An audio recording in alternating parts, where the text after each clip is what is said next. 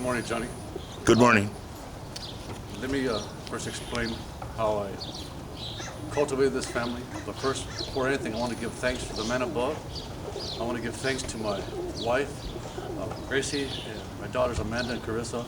And most importantly, I want to give thanks to my friends, Dave Sanchez, Richard Espinoza, Richard Luna, Sal Estrada, and Tito Lares. Without their generosity and their friendship, none of this can ever been possible. And also, I want to say that it takes dedication and it takes hard work to really cultivate a family. You got to stay on a game plan, and that's what I've accomplished since 2002 till now. I stayed focused, and I know what I want, and I really try to have fun. That's most important.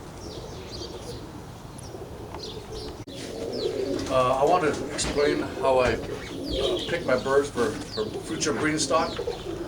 Basically, I choose from the air. I pick from the air. First of all, they have to be able to have that proper spin. Nice spin, tight and fast. That's what I prefer, but I don't really have to pick out my deepest deep ones. I like to pick my shorter ones. And let me go in detail that. I've made a deep one to a short spinner. And right now I'm holding these hens. These hens have been air tested. These are basically 2-year-old hens that I'm going to be using this breeding season. This little hen right here was probably a 15-footer, but really nice. Very tight in the roll, snapped out of the kit and went right back up. These hens that I brought out were basically all air tested, and they were really fun to watch because they were just always in the kit. Really probably 15 to 20 feet, but really snappy and really nice. And this little bald hen right here is a great granddaughter of my knockout hen. So. Okay.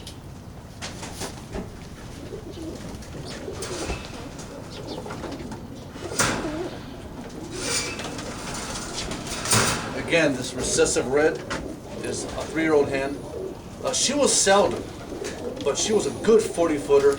Her brother was frequent, but she's outproduced her brother as a breeder. She was really nice in the air, but she was seldom. Probably 20 minutes, maybe 4 or 5 at the most, but it was a nice 30, 40-foot clean wings up, nice velocity.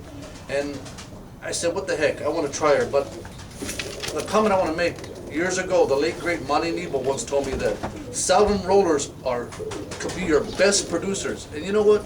That man was right. All those years ago, he told me that when I had a visit from him when I was the RD director back in 1998, 99, and when I lived in Covina.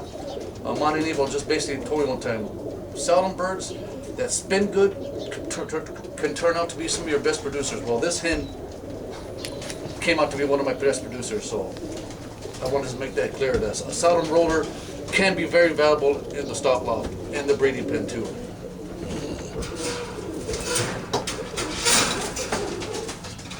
And when I pick my birds out of the air, some of my birds, they might roll a little blood in the eye and leave the kit, but that's fine. I really don't punish them that. I rest them, but I'd rather have a bird roll blood in the eye than be an out-kit bird that basically is no use for me. But I do give my birds a chance to perform if they have good blood in the eye. I do rest them and I fly them back. I don't baby them, I don't hand toss them out after I rest them a little bit. But this little blue bar hen right here was a perfect example.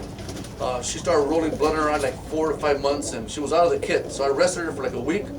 I flew her again. That same day, she didn't roll at all. 2 days later, I flew her up again with the other kit, and she came into like a 25, 30-foot, nice, fast, just a real fast spin that she could maintain it. She basically broke out of that kit, did a little turn, and went right back up. That's what I do with my birds. I observe my family of birds, and I always give them a break. I try to help them along when they come into that spin. If it rolls too fast and it hits itself and hurts himself, then I can't help that. But I can help them achieve to be able to join a kit. But I do not baby my rollers. Okay. Lastly, this yellow hen right here, she's one of my main producers too. She's probably 7 years old now. But she was excellent in the air. She was probably a 20-footer, and it's nothing like seeing a fast yellow go into the road. I have to admit, this yellow was probably 20 feet, but just fast, like a ball. And she came from dark pigeons, but I've always admired these yellows because it's in their bloodline. This bloodline came from Richard Luna, and I admire it because these birds can really rip them. And they've helped me in my color balancing. I could throw this onto a dark bird and the birds will come out nice. So I just want to let that know. These are my cocks here. I brought out my cocks just to show how I modify my breeding program. The cocks right here are, all these three were air tested. This red spangled grizzle was not air tested because his mother, is the red devil hen I got back in 2007 from Selva Estrada. The father on that was a Dave Sanchez cockbird, but I already knew the blood on these birds. I already knew that what type of spin I was going to get. So I figured, since that was probably the last baby that she could ever raise, I just put him aside, and sure enough, he's turned out to be produced with some good birds. Some of the birds are hot, but I get a real good percentage of good yeoman spinners. I mean, good performers that kit and act right. This blue check stopper here is another one. This is basically the old knockout line. He was air tested. So is his half brother right here. This is what I call Nails. He's that red check with a beard. He was outstanding in the air. A 30-footer, just real nice. He came into like 6 or 7 months, but he was just really nice. He got better as he got older. And this far one is this red grizzle pepperhead, basically related to this red grizzle white over here. He was like a short, probably 5 to 10 footer, but really nice. But what I try to do when I pair my birds, I try to get a bird that has what I prefer. I got a short pigeon with a long pigeon. When I mean long pigeon, my birds have like a long keel and a long back on them. But through my observation, the ones that can hold the spin are ones with the longer back. I don't judge a bird by the keel. Keels, really, I don't pay attention to keels. As far as I'm concerned, all pigeons have keels. Excuse me. But I go by their muscles on their chest and basically their backs. I put a longer pigeon, but my birds are not long, but they have that little long back to them with a short pigeon. I don't put two long pigeons together. I always put them that way. I've done that, and I've kept that up. This bird's he's been stocked now for years, so he has little meat potatoes on him, but this guy was really great. He has that long back, and I learned that for years. I even asked one of my mentors, Richard Luna, he goes, some of my best strong spinners have that long, strong back muscles. And he's right. Is it 100% proof? No, but the percentages of them are really nice. So it's all about percentages for me with my birds. So I try to always air test on my pigeons, but it's a perfect no, but it's a good starting point. And I've observed that, and it's coming out really nice where I could tell which ones will be able to control the spin.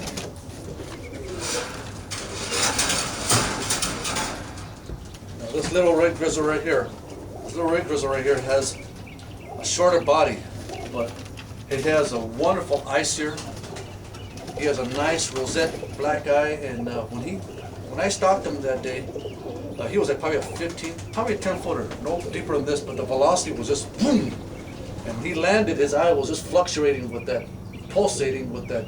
His eye was acting more like a reddish rosette. And I noticed on my pigeons where I go by, other than bodies, I concentrate on their eyes. I really do. On this particular family, I have probably 80% of the time I can pick out my birds just by their eye sear. My birds have that, I would say back in the day, the power roller eye sear, thick, big eye sear with that pupil. And a lot of my birds have that, my good ones. Some of my culls might have it too, but hey, it's not perfect. But I go tremendously on eye sign. Eye sign is everything to me.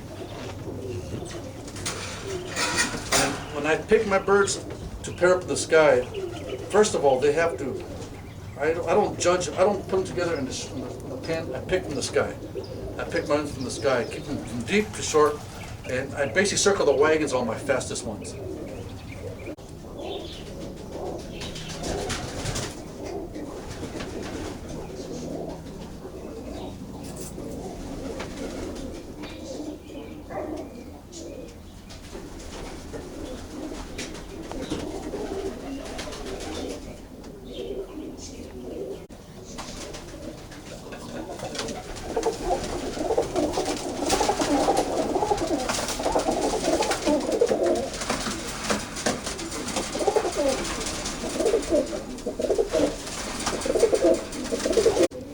brought some pears out, and I want to go in a little bit detail how I modify my pears, how I put my pears together.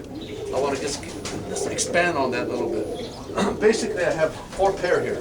These are for 2013 breeding season. I'm gonna put up. I got my red grizzle onto a black south. I have a blue check onto a recessive red that came from a lighter pigeons. I also have a black badge outside hen onto a red checker white flight bearded cock, and I have a red grizzle pepperhead onto a black white flight bearded hen. And first and foremost, these birds, 90% of these birds have been air tested. I know what they want, or I've seen the type of spin they have on there. But I do practice color balancing. To me, color balancing is very critical. And one of these birds has a bull eye. It doesn't matter to me. I don't pay attention to bull eyes. If I see a spinner that's rolling 50 feet, 30 feet up in the air, and it lands as a bull eye, it doesn't bother me. That's, to me, is a future champion right there. So I don't pay attention to bull eyes. But color balancing is very critical. So on these pears right here, I like to go 3 rounds with them. I go 3 rounds with them, and then later to the season, I might switch them. I'll switch them, but I'll let them go 2 rounds on somebody else. It's always good to for me, it's been working all these years that way. So I get surprised when I see a good one come out. It came from that planned mating that wasn't planned. So I just try to open that gene pool up. I basically have 2 families here: my pure knockout and the knockout that's been crossed in with other birds throughout the years. So there they are right there. So this is just 4 pair of cocks and hens that I'll be using in 2013. Okay, I just want to just elaborate real quickly on the color balancing. Color balancing to me is very critical. It is always critical. So I'm just letting you know I do practice color balancing. Also, too, I do switch up my pairs. I let them go 3 rounds, and then I let them go 2 rounds. The reason I do that is because I basically like to move that bloodline around. I've always, especially too, I like to surprise myself. I always like to. There's that mating, you never know what's going to happen. So I always like to keep that little guessing game going on with the last 2 rounds. And it has worked out tremendously. I've had some birds that I was just completely surprised about how they turned out. And that's what I do. I go 3 rounds the first time with the original pairs, and then towards the end of the beginning of summer, I stop with that and I go with 2 rounds and I take it from there. All right. Okay, I want to start off another segment regarding what I feed my breeders. I feed my breeders 22% pigeon pellets, and the reason why is it's faster, it's more healthier for the squabs. I've learned that years ago, so I keep it 22%. My babies come out nice and plump. Daddy and mommy are happy. The pellets are really small. It's easy for them to digest and get rid of. So what I do is when I bring the squabs out of the nest at 21 to 22 days, I basically put them on a flat board here. I let them get used to surroundings, let them know what's out here, let them get used to me, their descendants, their family here. But I basically, the first week, I give them 3/4 of 22%, and I put in red wheat. I want them to get used to red wheat, because red wheat is going to be their 90% what they're going to be eating for the rest of their lives. And I do practice the Monte Nebo yo-yo method of wheat, but I don't do basically that. My birds don't need 2 cups or 1 cup. I see how they act, how they want to eat, how they do up in the sky. But basically, after 3 months, I give them, after first 2 weeks of that 3/4 of pigeon pellets and of some wheat, what I do is after a month of them doing that, I break them off that. I give them nothing but red wheat. So red wheat, and when I see them going into like 4th month, and then I might, this is what I do too. And I know that they're coming into the roll, I break them off that red wheat for 1 day. Every Sunday I give them Austrian peas. The first time they're not gonna know what it is. They're gonna be picking on it. Hey, but you know what? I heard them with their bread basket. Once that bread basket kicks in, they're gonna eat those peas. And what I do is I give them those peas the next day on a Monday. I won't fly them. Simple reason, because they have so much. They have all that food in them. On a Tuesday, I'll fly them, and then they'll know they have extra meat and potatoes. Their performance gets better. But I want to clarify about a rumor going on regarding red wheat. Red wheat will not make your birds roll down. Red wheat will not make your birds roll down. If your birds are rolling down, it's because you have too much nitroglycerin in them. That's what it is. They have a little bit of TNT in them. But I basically don't believe in that myth of red wheat will make your birds roll down. It's to me, everybody gets the same amount of food. I used to try that old method of pigeon food. It might work for some breeders. For me, it's so easier for me for red wheat. Sure, there's a couple of birds that you know that need a little more food. That's fine. Like I said, I'll help them along. I'll get them to the next stage of being a little healthier. But what I do with that too is I give them a little grit too, just a little bit, just a little taste. And if you do have time, this is very critical for your youngsters. From the time you got them on the wing, 3 months to 6 months. I try to basically let them be pigeons once a week if I can, or once every 2 weeks. When I mean let them be pigeons, I let them peck on the floor. I let them be pigeons. Let them walk around and peck and not be hammering them. Train, fly. To me, I let them give them a little R&R. I basically let them walk around here for like at least an hour, half an hour. Hawks per minute if they're not around, let them pick around. Once in a while, the hawk might fly in and chase them, and they'll go up, but they'll come back. But I let them try to be pigeons, just to shake their feathers around and pick around and get off the train on them, because I do train hard. I'm pretty brutal on them. This is not a vacation spot here. This is not somewhere they can sleep at night and have food in the morning. I run a concentration camp here. I don't want to use that word concentration camp, excuse me, but I run a strict program here of flying and kitting. They have to kit, and that's very critical. So that's what I really do. All right, I want to expand a little bit on the prepping on my young rollers here. What I do is when I notice one of my families starts coming into the roll by 3 to 4 months. Now, the other one starts in probably 6 to 7 months, but I fly them together. And as I see them, as they begin to fly together, I start cherry picking. You go through which ones are coming in and which ones are not, and I put them together. What I do is I prep them.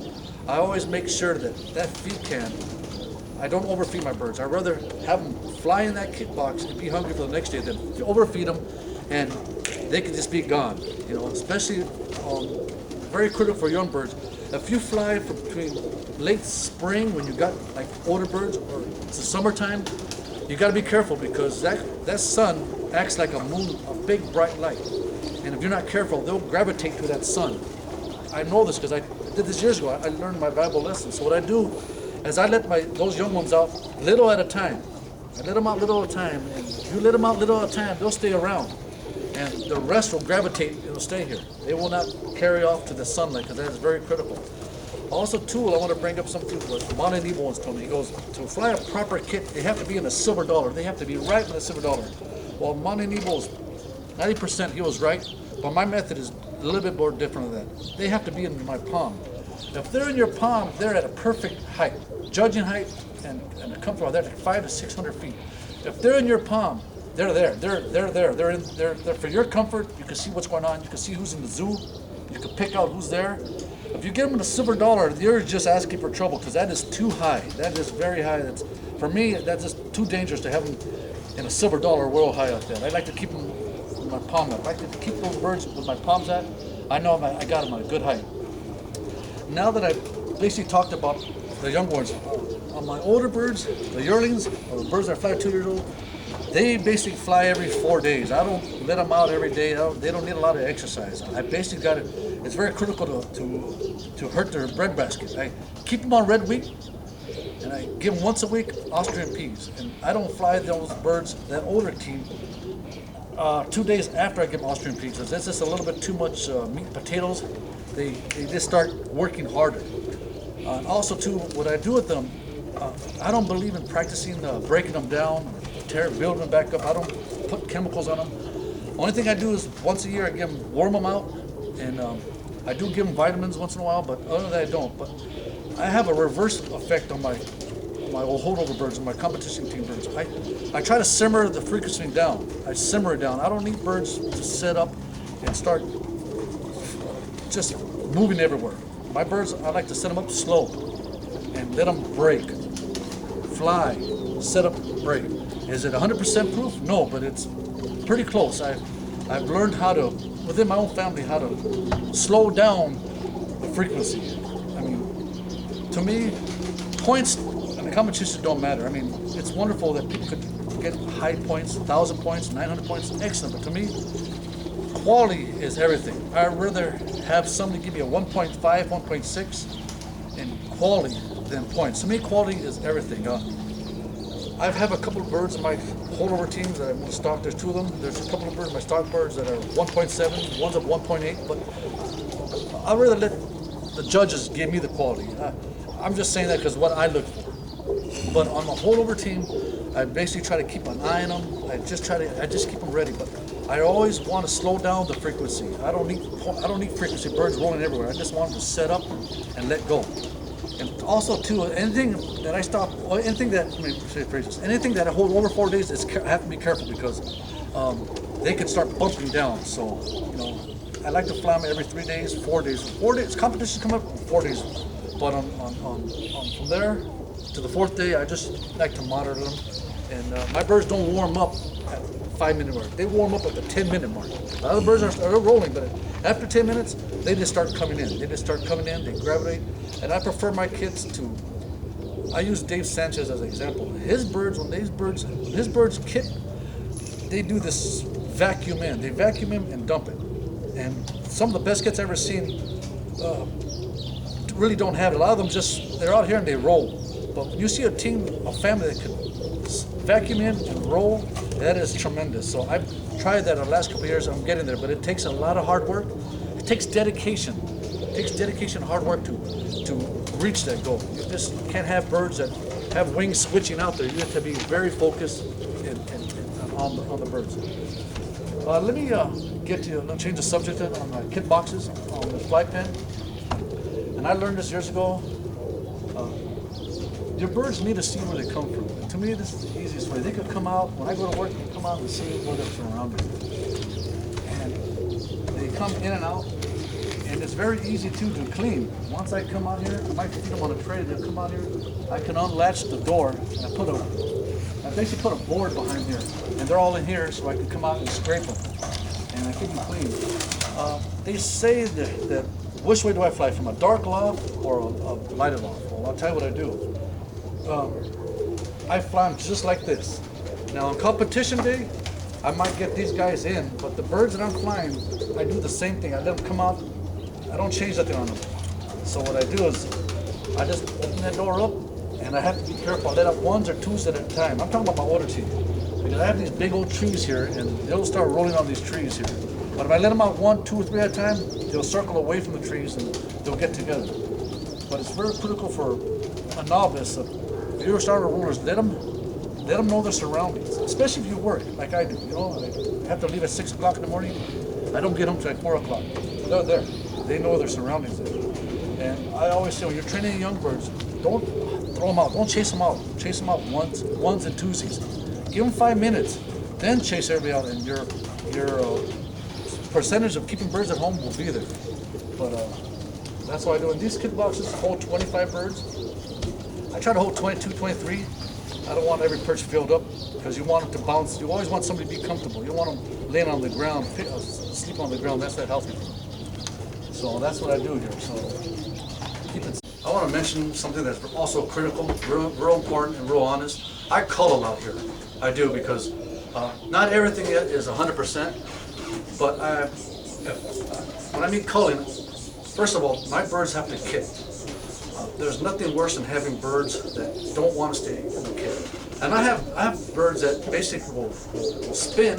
Somehow they just don't have the smarts, and they'll come back into the kit and roll. That bird right there, I don't give a chance. I don't give a chance. I know what's going to happen. So I pull that bird out and I put him aside. He's not ever going to be flying with my kit bird. That's different between having a bird roll roll of blood in the eye. That's a different problem. That type of problem, when you have a kit birds that like to come back into the kit and roll into the kit, might hurt one, that's bad. So what I do is I try to eliminate those birds out. I also don't put up with birds that are sloppy rollers. I get a lot of those too. And I already know after 3 months, if it's a sloppy roller, 4 months, I don't keep those either. I get a lot of roll downs, and when I mean roll downs, if they're come out of the kit box and they keep on hitting down, I don't keep. I move those out too, so I don't keep those. But I do give my birds a chance. I give my birds all the chance. If it's kidding in that kit box, it's kidding, trapping, and doing anything else, I do that. I also have birds that don't want to get in the kit box. And I don't feed them. If they can't get in there, they can't get back to their strengths, then I do not keep them either. But I give them all the chance. Also, there's another critical thing I want to say, and I'm going to be quite honest. Some of my birds don't start off right, and I'll give you an example. They're kit birds. They're always in the kit, but when they come into the roll, there might be their wings are not balled up, or their wings are not up. They're just rolling.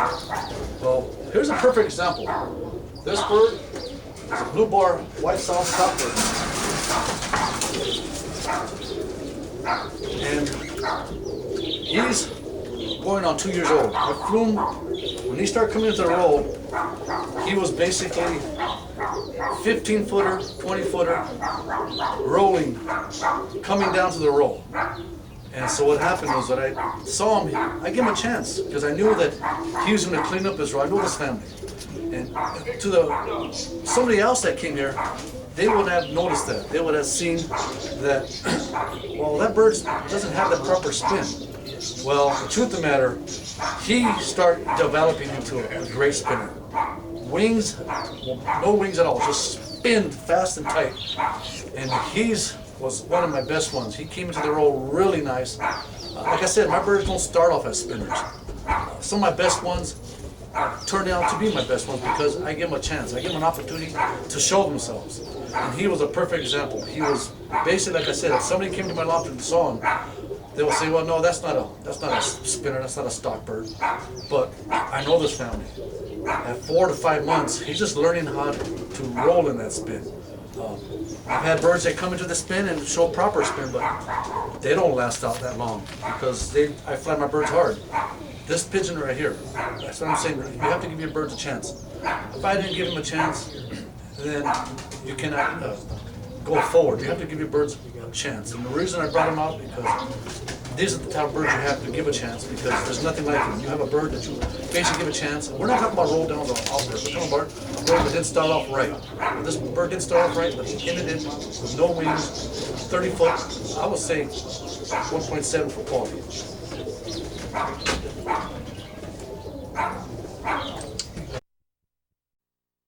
I want to talk about culling in my stock loft, and that is real critical. Years ago, I used to give birds 3 or 4 chances, 5 chances. But now I give all my stock birds two chances, and if they don't do it on the second chance, I basically will either try to give them away to a friend or introduce them to the kit box. I learned a long time ago, try them out, fly them out again. So I learned that from one of my mentors, Dave Sanchez. He basically said if it doesn't work on the stock loft, try them in the kit pen. And to me, he's right. You know, you always have that opportunity to put them back because the truth of the matter, you can have a baby, he could have an offspring in that kit, and they could come into the roll. It's happened to me, and you don't have that bird no more. Guess what? You're out of a future champion, a future breeding pigeon. And through that, since I applied that, there's times where I had a bird. I said, oh my goodness, I still have the parent. And if it sticks around, it's great. But I have lost some that I reintroduced to the kit box because they're babies. I give them 2 rounds and nothing happens. Hey, not everything I breed is going to produce me quality spinners. I breed a lot of birds that are just as culls, but I always give my birds an opportunity to show themselves, and I do that. I basically cull. I do cull for my stock loft, but it's to get into my stock loft. You have to be your weight in gold, because what I do when I stock a pigeon in the stock loft, I learned a lesson years ago. Don't bring something else on and bump that bird that you have in the stock loft off that perch and use something else. That bird's in that stock loft for a reason. He proved himself for a year, 2 years in the air, flying in your kits, flying through the hawk attacks. And I learned a valuable lesson. Why use somebody else's pigeon where that bird deserves to be in that breeding pen first? And I learned. I